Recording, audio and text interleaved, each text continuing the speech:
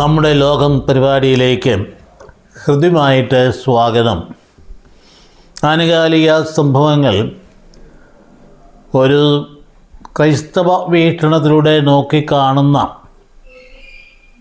വിചിന്തനങ്ങളാണ് നമ്മൾ പങ്കുവയ്ക്കുക. ഈ അടുത്ത ദിവസം അങ്ങ് നോർത്തിലെ ഒരു CMS വൈദികൻ, പേര് ഫാദർ സുധീർ, ഭാര്യ ജാസ്മിൻ, ഇവരെ പോലീസ് അറസ്റ്റ് ചെയ്ത സംഭവം, ഇങ്ങനെയൊക്കെയുള്ള സംഭവങ്ങൾ നടക്കുമ്പോൾ നമ്മൾ വായിച്ചു അങ്ങ് വിട്ടു പിന്നെ ചിന്തിക്കാറില്ലല്ലോ. അങ്ങനെ പോയ ഒരു സംഭവം എന്താണ് അതിൻ്റെ കാരണം എന്ന് അന്വേഷിച്ചപ്പോഴാണ് അത്ഭുതം തോന്നിയത്.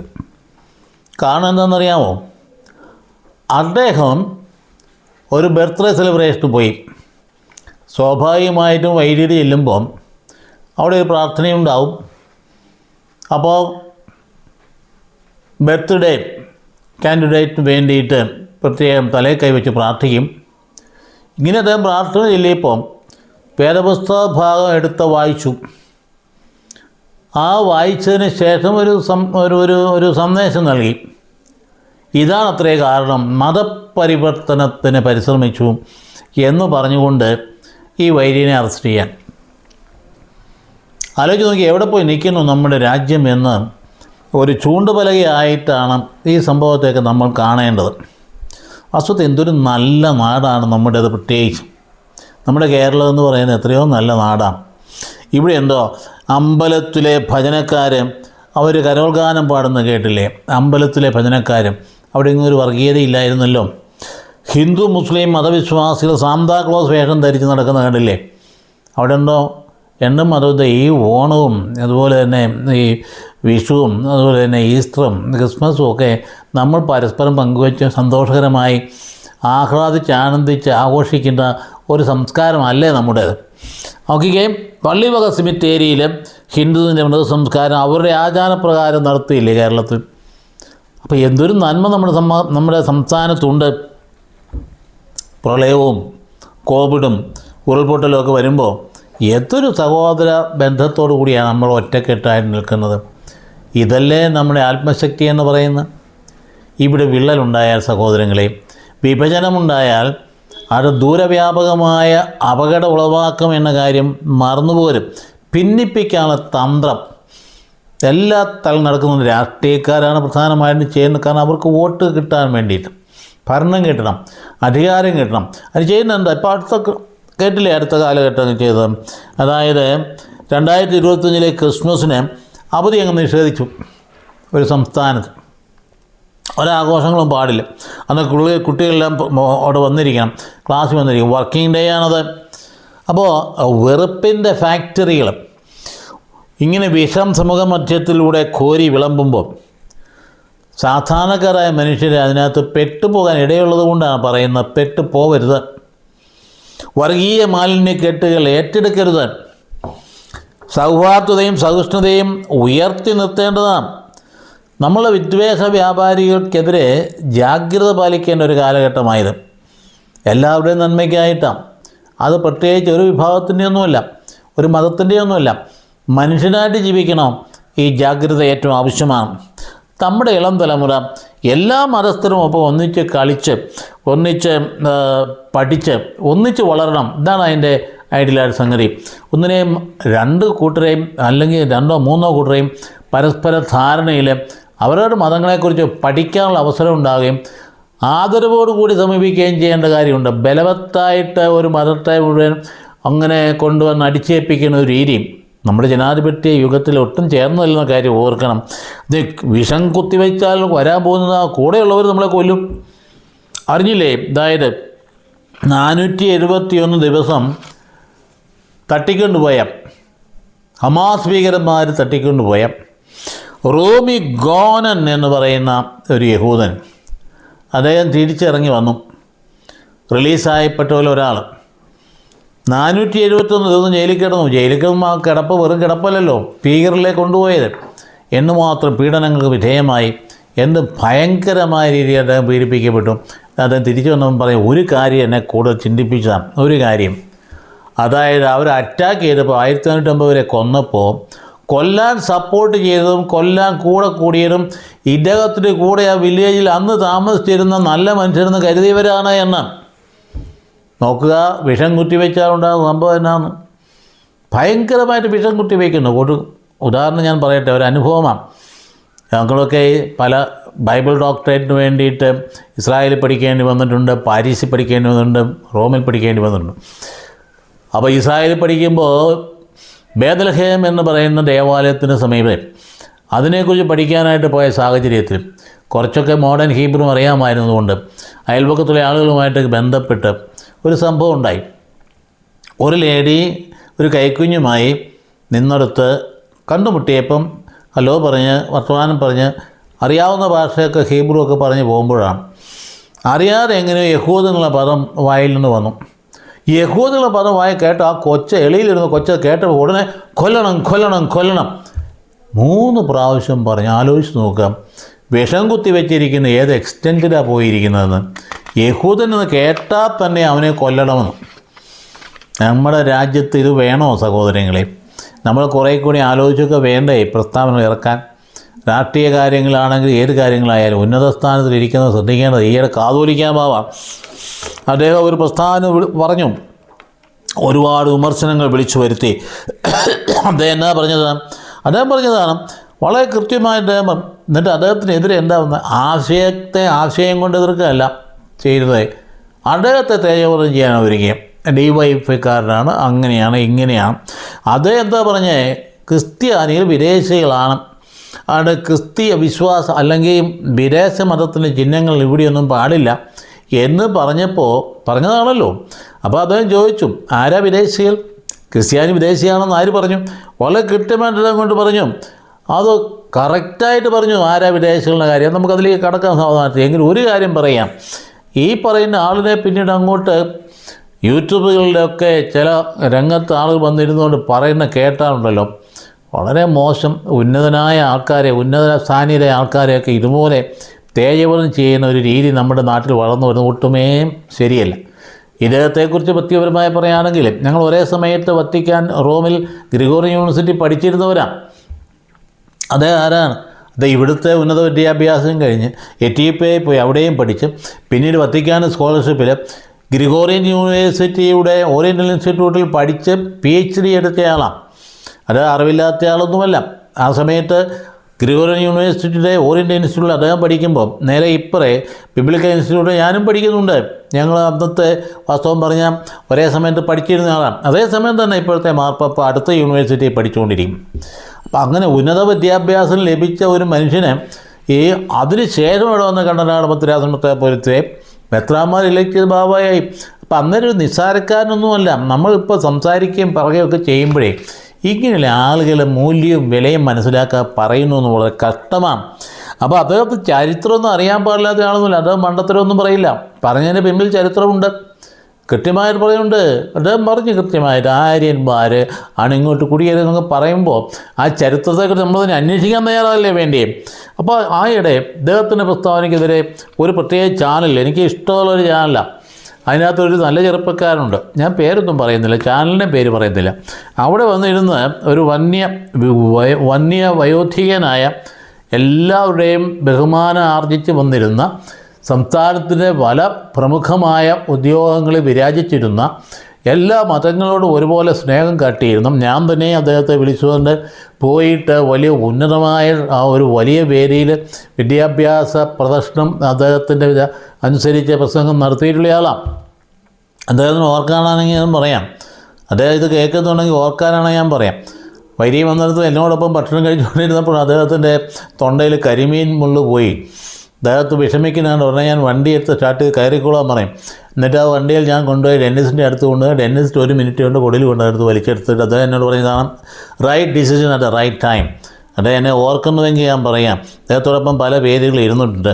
പക്ഷേ ഈ ചാനലിൽ ഇരുന്നുകൊണ്ട് അദ്ദേഹത്തിൻ്റെ വാക്കുകൾ കേട്ടപ്പോൾ ഭയങ്കരമായ വിഷമം തോന്നി.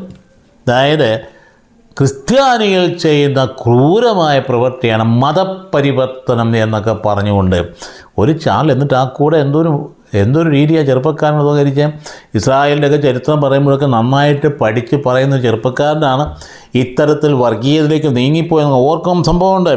അപ്പോൾ അസോത്ത് ഉന്നത സ്ഥാനീയരായ ആൾക്കാരെ ഇത് സെക്കുലർ വേൾഡിൽ എല്ലാവരെയും ആദരവ് പറ്റിയവരൊക്കെ പെട്ടെന്ന് രാഷ്ട്രീയ പാർട്ടിയിൽ പോകാതിരിക്കുന്നതല്ലേ നല്ലതെന്നൊക്കെ ഇദ്ദേഹത്തിൻ്റെ ഇത് കണ്ടപ്പോൾ എനിക്ക് തോന്നി. അദ്ദേഹം പോകാതിരുന്നെങ്കിലോ ആ ആദരവും ആ സ്നേഹവും എല്ലാവരുടെയും അദ്ദേഹത്തിന് കിട്ടും. ഇപ്പോഴോ അദ്ദേഹം ഒരു പാർട്ടിയുടെ ആളായി, സംസ്ഥാന വൈസ് പ്രസിഡൻ്റായി, ആർക്ക് ശത്രുതയുണ്ടോന്നല്ല എന്ത് നേട്ടത്തായി മനുഷ്യനുണ്ടായി.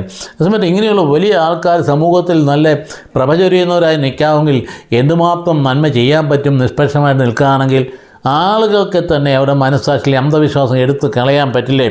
ആലോചിച്ച് നോക്കുക. അപ്പോൾ അതുകൊണ്ട് എങ്ങനെയുള്ള ആൾക്കാർ ഇങ്ങനെ വാസ്തവത്തിൽ സഹോദരൻ ഞാൻ പറയുന്നില്ല, എന്നെക്കാളും പ്രായമുണ്ടോയെന്ന് എനിക്കറിയാൻ പാടില്ല, കാണാൻ സാധ്യതയില്ല. എങ്കിലും സുഹൃത്തെ പറയുകയാണ്, ക്രൈസ്തവീര എന്ന് പറയുന്നത് ഒരു സന്ദേശമാണ്, അത് സുവിശേഷമാണ്. നിങ്ങൾ പറയണമല്ലോ പൊളിറ്റിക്കൽ ഇസ്ലാമെന്നും, അപ്പോൾ ഞങ്ങളും പറയുന്നുണ്ട് പൊളിറ്റിക്കൽ ക്രിസ്ത്യാനിറ്റി. ഇതൊന്നും അല്ല സന്ദേശം. സുവിശേഷ സന്ദേശം മനുഷ്യർക്ക് വേണ്ടിയുള്ള രക്ഷയുടെ സന്ദേശമാണ്. അത് സർവ്വജാതികൾക്കും വേണ്ടിയിട്ടുള്ളതാണ്. അത് അവസാനം വരെ പ്രസംഗിച്ചുകൊണ്ടിരിക്കുക അതിൻ്റെ ഉടയവൻ ഞങ്ങളെ ഏൽപ്പിച്ചിട്ടുണ്ട്. ഞങ്ങളത് ചെയ്തുകൊണ്ടിരിക്കും. അത് ചെയ്തതിൻ്റെ ഫലമായിട്ടാണ് ഈ അടിമത്തങ്ങളിൽ നിന്ന് സ്വതന്ത്രമായി മനുഷ്യന് വരുന്നത്. വളരെ കൃത്യമായിട്ട് ഞാൻ പറയട്ടെ, അത് അടുത്ത വീഡിയോയിൽ ഞാൻ പറയുന്നതാണ് കൂടുതലായി. ഞാൻ പഠിപ്പിച്ചുകൊണ്ടിരുന്നു സത്നായിൽ, വടക്കേ ഇന്ത്യയിൽ മേജർ സെമിനാരി പഠിപ്പിച്ചുകൊണ്ടിരുന്ന അവസരത്തിൽ അവിടെ ഞാൻ ഈ രക്തജനുമായ ചുറ്റുപാടും കണ്ടപ്പോൾ സങ്കടം തോന്നിപ്പോയി. വെറും കന്നുകാലി നോട്ടക്കാരായി സാധാരണക്കാർ. ഒറ്റ ഒരുത്തിനും വിദ്യാഭ്യാസം കൊടുക്കാൻ തയ്യാറാവുന്നില്ല, കൊടുക്കരുതെന്നുള്ളതാണ് ചിന്ത. എങ്കിലേ ഈ മേൽത്തട്ടുകാർക്ക് അവർക്ക് അധികാരം നിലനിർത്താൻ പറ്റുകയുള്ളൂ. ഈ പാവങ്ങൾക്ക് വിദ്യാഭ്യാസം കിട്ടിയാലേ ഇവരൊന്നും പോയില്ല, അവർ രക്ഷപ്പെടില്ലെന്ന്. സഭ അവിടെ ചെയ്യുന്ന മതപരിവർത്തനമൊന്നുമല്ല. ഇവരുടെ ഏറ്റവും വലിയ വിരോധം വിദ്യാഭ്യാസം കൊടുക്കുന്നതാണെന്ന കാര്യം ഇന്ത്യക്കാർ മുഴുവൻ അറിഞ്ഞിരിക്കേണ്ടതാണ്. മതപരിവർത്തനമല്ല, വിദ്യാഭ്യാസം കൊടുത്തു കഴിയുമ്പം അന്ധവിശ്വാസങ്ങളെ അടിത്തുറയിളകി അവർ സ്വതന്ത്രരാകും. അത് ചെയ്യാൻ പാടില്ല. അങ്ങനെ ഒരിക്കൽ ആ സെമിനാരിയിൽ വലിയൊരു വിരുന്നൊരിക്കൽ നടത്തി VIP-മാരെ വിളിച്ചു. അപ്പോൾ അവിടെ ഉണ്ടായിരുന്ന ഒരു ഹയർ അഡ്വക്കേറ്റ് എൻ്റെ മുമ്പിലാണ് ഈ വിരുന്നിന് ഭക്ഷണത്തിനിരുന്നത്. അപ്പം ഞാൻ സാമാന്യഗതിയിലെ സൗഹൃദം പറഞ്ഞപ്പോൾ ഇങ്ങനെ പറയും, ഇപ്പം നിങ്ങൾ ഇങ്ങനെയൊക്കെ പോകുന്നത് ശരിയില്ലല്ലോ, ഇത്രയും അബ്ജക്റ്റ് പോവർട്ടിയിൽ ഈ പാവങ്ങൾ കണ്ണുകാലെ നോക്കി 15 രൂപ ഡെയിലി ശമ്പളമായിട്ട് ചോദിച്ചാൽ തല്ലും കിട്ടും, അങ്ങനെ താമസിക്കാൻ പോകുന്നത് ശരിയാണോ എന്ന് ചോദിച്ചപ്പോൾ അദ്ദേഹം പറഞ്ഞെന്താണെന്നറിയാമോ? അത്ഭുതപ്പെട്ടു പോകും. You should not redeem the അങ്ങനെ അതിനുവേണ്ടി അവരുടെ രക്ഷയ്ക്ക് നിങ്ങളൊന്നും ചെയ്യരുത്. കാരണം it is the effect of karma. അടുത്ത പുനർജന്മത്തിൽ അവർ നേരെ അവരെ പോലെ വലിയൊരായിക്കൊള്ളുകൊണ്ട് ഇതൊക്കെ ഈ ചിന്തയൊക്കെ ഇന്നും തല വെച്ചുകൊണ്ടിരുന്നാൽ എൻ്റെ സഹോദരങ്ങളെ എവിടെ രക്ഷപ്പെടാനാ? ഫെയ്റ്റലിസം അതതിൻ്റെ കർമ്മ. അപ്പോൾ ജീവകാരുണ്യ പ്രവർത്തനം ചെയ്യാൻ പാടില്ലെന്ന്, ചെയ്തു പോയെങ്കിൽ അത് തെറ്റാണെന്ന് അവർ അനുഭവിക്കേണ്ടതാണെന്ന്. അല്ലാതെ വടക്കേ ഇന്ത്യയിൽ മതപരിവർത്തനം നടത്തിയിട്ടല്ല എതിർപ്പുണ്ടായിരിക്കും. ഈ എതിർപ്പ് ഉണ്ടായിരിക്കുന്ന മുഴുവൻ വിദ്യാഭ്യാസം കൊടുക്കുന്നത് കൊണ്ടാണ്. അപ്പോൾ ജന്മിത്ത വ്യവസ്ഥയ്ക്ക് ഇളക്കം തട്ടുമെന്ന് അറിയാവുന്നത് കൊണ്ട് അതിശക്തമാണ്. എന്തുകൊണ്ടായി റാണി മരിയായി കൊല്ലാനിടയായി മതപരിവർത്തനം നടത്തിയിട്ടാണോ? സാമൂഹ്യ പ്രവർത്തനം നടത്തിയത്. സർക്കാരിൽ നേരിട്ട് കിട്ടേണ്ടതായ ആനുകൂല്യം നേരിട്ട് ഈ കന്യാസ്ത്രീ അമ്മ കൊണ്ട് ആ പാവപ്പെട്ടവർ കൊടുത്തു എന്നുള്ളതിൻ്റെ വൈരാഗ്യത്തിന് കാരണം. അതുകൊണ്ടല്ലേ കൊല്ലാനിടയായത്.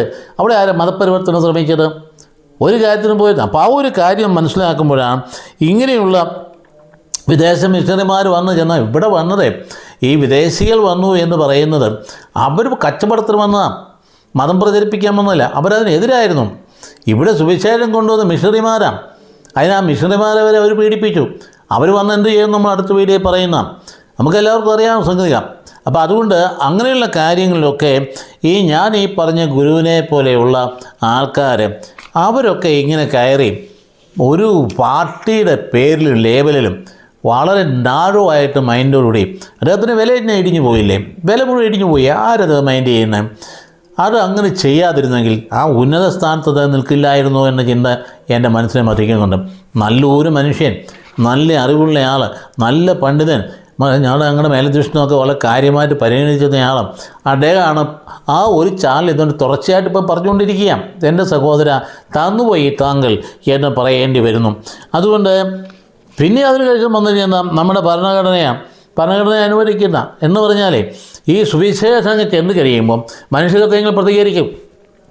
ആ പ്രതികരണത്തിൽ ചില ആളുകൾ അതിൻ്റെ കൂടെ കൂടാൻ താല്പര്യപ്പെടും. അങ്ങനെ താല്പര്യപ്പെടുന്നുവെങ്കിൽ ഭരണഘടനയെ അനുവദിക്കുന്നുണ്ട് ഇവിടെ. അല്ല വലിയ ഭയങ്കര മതപരിവർത്തനം നടത്തി ബലമായിട്ട് നിങ്ങൾക്ക് തന്നെ അറിയാമല്ലോ, കേരളത്തിലൊരാളെ ക്രൈസ്തവയിലേക്ക് ചേർക്കണമെങ്കിൽ എന്തെല്ലാം നിയമങ്ങൾ പാലിച്ചാലാണ് ചേർക്കാൻ പറ്റുന്നത്. അല്ല ഇവിടെ ബലം പ്രയോഗിച്ച് പാൽപ്പൊടിയും ഗോതമ്പും കൊടുത്തുകൊണ്ട് ഇങ്ങനെ മതപ്രചരണം നടത്തിയത് ആനുകൂല്യം കൊടുത്ത് പ്രചരിപ്പിച്ച് വെറുതെ ശുദ്ധ കള്ളത്തരങ്ങൾ പറഞ്ഞു നടക്കുന്നത് ശരിയല്ല. ഇതിനൊക്കെ ഒരു ചോദ്യമുണ്ട്. ഭാനുമതി എന്ന് പറയുന്ന സുപ്രീം കോടതി ജസ്റ്റിസ് അവർ റിട്ടയർ ചെയ്തപ്പോൾ പറഞ്ഞ് എന്താണെന്ന് ഗൂഗിളിൽ അടിച്ച് നോക്കിയാൽ കാണും. ജസ്റ്റിസ് ഭാനുമതി എന്ന് മാത്രം അടിച്ചാൽ മതി. അവർ പറഞ്ഞത് എന്താണ്? It is Jesus who saved me എന്നാണ് പറഞ്ഞത്. അപ്പോൾ അതുകൊണ്ട് ഈ സുവിശേഷം ചെല്ലുമ്പോൾ ജീസസിനോടൊരു അറ്റാച്ച്മെൻറ്റ് വരുന്നത് വളരെ ഗൗരവമായ കാര്യം. അപ്പോൾ അതുകൊണ്ട് ആരെങ്കിലും പ്രത്യേകമായിട്ട് പറഞ്ഞിട്ടോ അടിച്ചേൽപ്പിച്ചിട്ടോ ഒന്നുമല്ല. യേശു ക്രിസ്തു എന്ന് പറയുന്നത് രക്ഷകനാണ്, നാനാജാതികളുടെ രക്ഷകനാണ്. ആ സത്യം ഞങ്ങൾ അറിയാവുന്ന പറയാൻ ഞങ്ങൾ കടപ്പെട്ടവരാണ്. നിങ്ങളെന്തേ പറയാൻ ഞാൻ നിങ്ങൾ ചോദിക്കും, അത് ഞങ്ങൾ പറഞ്ഞുകൊണ്ടിരിക്കും. അല്ലാതെ വലിയ ഒരു ഗ്ലോബലായിട്ടൊരു മതത്തിൻ്റെ അംഗങ്ങളാക്കി ഈ ലോകത്തിലെ മനുഷ്യരെ മുഴുവൻ മതത്തിൻ്റെ അംഗങ്ങളാക്കി തീർക്കാൻ ക്രിസ്തു പഠിപ്പിച്ചിട്ടില്ല. ഞങ്ങളതിന് ശ്രമിക്കുന്നില്ല. ഞങ്ങളുടെ അജണ്ടയിലെ ആ സംഗതിയില്ല. അതുകൊണ്ട് എല്ലായിടത്തുള്ളവരെല്ലാം ക്രിസ്ത്യാനികളായിക്കൊള്ളണമെന്ന് ഒരു നിർബന്ധനമില്ല.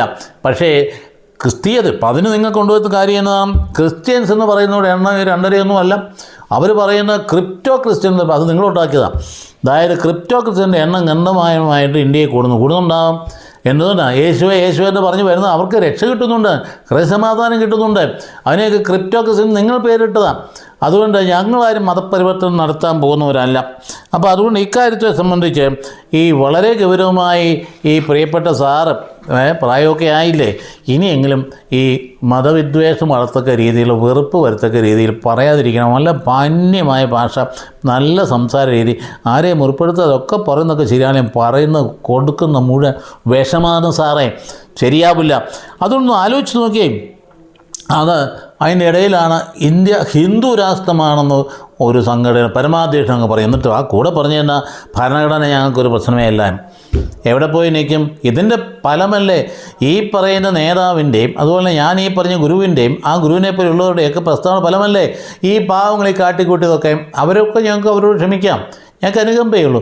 ഒന്നുമില്ലാഞ്ഞിട്ടില്ലേ? അതില്ലേ ഒരു മുട്ടയെ കണ്ടില്ലേ, ഈ യൂട്യൂബിനകത്ത് നമ്മൾ കണ്ടതല്ലേ, എന്തോ കലർന്ന് കണ്ടില്ലേ, ഭയങ്കര. എന്നിട്ട് ഹരേ രാമ അറിയാം ഒരു പാസ്റ്റർ തോളിക്കയറ്റുണ്ടായി പറയുന്നത് എന്നെല്ലാം ചോദിക്കുന്നത്.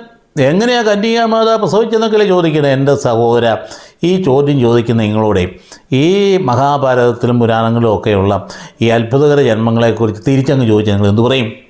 അപ്പോൾ അതുകൊണ്ട് അനാവശ്യങ്ങളൊക്കെ ഇവരെ കൊണ്ട് ചെയ്യിപ്പിച്ചത് ഇങ്ങനെയുള്ള ആളുകളാണെന്ന കാര്യം മനസ്സിലാക്കണം. അപ്പോൾ അതുകൊണ്ട് ഈ ചെറുപ്പക്കാരൻ ഞാൻ പറഞ്ഞല്ലോ, വളരെ മിടുക്കനായ രസായന കാര്യങ്ങൾ പറയുന്ന ആളാണ്. അത് പറഞ്ഞു വന്ന ഇടയ്ക്ക് ഇൻക്വിസിഷൻ എന്ന് പറയും. എനിക്ക് ആ ചെറുപ്പക്കാരൻ ചോദിക്കാൻ ചോദ്യമുണ്ട്. ആ ചോദ്യം ഇത് തന്നെയാണ്. അതായത് ഇവിടെ ഈ പറയുന്ന കുടിയേറ്റത്തെക്കുറിച്ച് അടുത്ത വെള്ളിയാഴ്ച പറയുന്നതാണ്. ഇവിടെ ഈ ആര്യാവർത്ത കാലഘട്ടത്തിൽ ദ്രാവിഡ സംസ്കാരം അതിനകത്തൊന്ന് കൂട്ടി ഇണങ്ങിയ വരുന്ന സാഹചര്യത്തിൽ 50% ബുദ്ധന്മാരും ജൈനന്മാരും ആയിരുന്നു ഇവിടെ ഉണ്ടായിരുന്നത്. ചരിത്രം പഠിക്കുക. 50% ഇവരെവിടെ പോയി? ഇവർ ക്രിസ്ത്യാനികൾ വന്നു തുടങ്ങിയതാണോ? ക്രിസ്ത്യാനികളോട് വന്നിട്ടില്ല അന്നേരം. എവിടെ പോയി ഇവരെ? ഇതിന് നിങ്ങൾ സമാധാനം പറയേണ്ട. അപ്പോൾ അതുകൊണ്ട് പരസ്പരം അങ്ങോട്ടും ഇങ്ങോട്ടും പഴയ ചരിത്രം എടുത്ത് വെച്ചുകൊണ്ട് വർഗീയത വളർത്തിയെടുക്കാനുള്ള പോക്ക് ഒട്ടും പന്നല്ല. ഇതുപോലെ ചെറുപ്പക്കാർ നന്നായിട്ട് പറയാനറിയാവുന്ന, നന്നായിട്ട് കാര്യം ഗ്രഹിക്കാൻ അറിയാവുന്ന, കാര്യങ്ങൾ നന്നായിട്ട് പഠിക്കാൻ ശ്രമിക്കുന്ന ചെറുപ്പക്കാരാ ഇങ്ങനെ വർഗീയവാദിയായിട്ട് മാറരുത്. സങ്കടമുണ്ട്. ആദ്യഘട്ടങ്ങൾക്ക് ഇദ്ദേഹത്തിൻ്റെ വാക്ക് കേൾക്കുമ്പോൾ ഒരു സന്തോഷമാണ്. ഇപ്പം കേട്ടും ഭയങ്കര സങ്കടം തോന്നുന്നു. തന്നെയല്ല അറിയാതെ പുച്ഛമുണ്ടാകുന്നു. കാരണം വിഡ്ഢിത്തം തന്നെ വിളമ്പിക്കൊണ്ടിരിക്കും. അതുകൊണ്ട് ഇങ്ങനെയുള്ള ആളുകളെക്കുറിച്ച് അതുകൊണ്ട് ബാബാ തിരുമേനി പറഞ്ഞത്, കാതോലിക്കാവോ പറഞ്ഞ കാര്യം അത് പഠന വിഷയമാക്കണം. അത് ശരിക്കും പഠിക്കണം. പഠിച്ചിട്ടൊരു ബാക്ക്ഗ്രൗണ്ട്. അദ്ദേഹത്തെ എന്തൊക്കെയാണ് പറഞ്ഞത്? ഇവിടെ കുടിയേറിയത് ആര്യന്മാരാണ്. അപ്പോൾ അവർ ഇവിടെ ജനിച്ചവരല്ല. അപ്പോൾ അതുകൊണ്ട് ഇവിടെയുള്ള ക്രിസ്ത്യാനികൾ 52 ജനിച്ചവരാണ്. 52 ഇവിടെയുള്ളവരിൽ നിന്ന് ജനിച്ചവരാണ്. അവരെങ്ങനെ വിദേശികളാവും? അതുകൊണ്ട് അവരെ വിദേശികളാക്കാമെന്ന് നിങ്ങൾ പ്രചരിപ്പിക്കുക. ആരും ചിലവാകില്ല എന്നാണ് ബാബ പറഞ്ഞത്. അതായത് അതും പഠിക്കേണ്ട കാര്യമല്ലേ. അപ്പോൾ ആര്യന്മാരും ആര്യവൃത്തവും അവർ കൊണ്ടുവന്നു. അദ്ദേഹം കൃത്യമായിട്ട് പറഞ്ഞു. ആര്യന്മാർ വന്നതിന് ശേഷം അവർ കൊണ്ടുവന്ന ബ്രാഹ്മണ ആരാധന രൂപപ്പെട്ടതിൽ നിന്ന് പിന്നീടാണ് ഹിന്ദു മതമുണ്ടായിരുന്നത്. പഠിച്ചു നോക്ക്, ആണോ ഇല്ല എന്നുള്ള. ഒരു കാര്യം ശരിയാണ്, 200 വർഷങ്ങൾക്ക് മുമ്പ് ഹിന്ദു മതം എന്ന് പറയുന്ന ടെർമിനോളജി ഇല്ലായിരുന്നു. ഹിന്ദു മതം ടെർമിനോളജി കൊടുത്തത് ബ്രിട്ടീഷുകാരനാണ്. അവനെന്തുകൊണ്ടാണ് പ്രത്യേകമായിട്ട് സാമൂഹ്യ നിയമങ്ങൾ ക്രമപ്പെടുത്തിയപ്പോൾ കാനൻ ലോ ക്രിസ്ത്യാനികൾക്കുണ്ട്, ശരീഅത്ത് നിയമം മുസ്ലിങ്ങൾക്കുണ്ട്, മറ്റു വിഭാഗത്തിന് നിയമങ്ങളില്ലാത്തതുകൊണ്ട് നിയമം ക്രോഡീകരിക്കാനായിട്ട് ഒരു ഡോക്ടറെ ഏൽപ്പിച്ച് അദ്ദേഹം ഖുർആൻ ചെയ്ത് കൊണ്ടുവന്ന് കഴിഞ്ഞപ്പോൾ ആ വിഭാഗത്തെ എല്ലാത്തിനും കൂടെ അദ്ദേഹത്തെ പേരാ ഹിന്ദു. അല്ലെങ്കിൽ എൻ്റെ അർത്ഥം തന്നെ ഇൻഡസ് വാലി ജീവിക്കുന്ന ആളതിൻ്റെ അർത്ഥമുള്ളൂ. ഒരു ദേശത്ത് താമസിക്കുന്ന ആളെന്നുള്ള അതിൻ്റെ അർത്ഥം ഹിന്ദു. അവിടെ ഞങ്ങളെ പഠിപ്പിച്ചിരിക്കുകയാണെന്നറിയോ, ഞങ്ങളെ വലിയ ആചാര്യനായ വലിയ പണ്ഡിതനായ പ്ലാസിഡച്ചൻ പഠിപ്പിച്ചിരിക്കുന്നത് എന്താണെന്നറിയോ, you Christian you are Hindu in culture, you are Christian in religion, you are oriental in worship എന്നാണ് പഠിപ്പിച്ചിരിക്കും. അത് ഞങ്ങൾ ഇന്നും അനുധാവനം ചെയ്യുന്നു. ഞങ്ങൾ കൾച്ചറലായിട്ട് ഹിന്ദുക്കൾ തന്നെയാണ്. പക്ഷേ ഞങ്ങൾ ക്രിസ്ത്യാനികൾ പരദേശികളൊന്നുമല്ല, വിദേശികളൊന്നുമല്ല. ആരെങ്കിലും ചെറുപ്പക്കാരെങ്കിലും പഠിപ്പിച്ചു വെക്കുന്നുണ്ടെങ്കിൽ അത് മനസ്സിലിരിക്കട്ടെ. ആ കാര്യത്തെക്കുറിച്ച് ഗൗരവമായ പഠനം നടത്തണം എന്നാഗ്രഹിക്കുക. Thank you very much.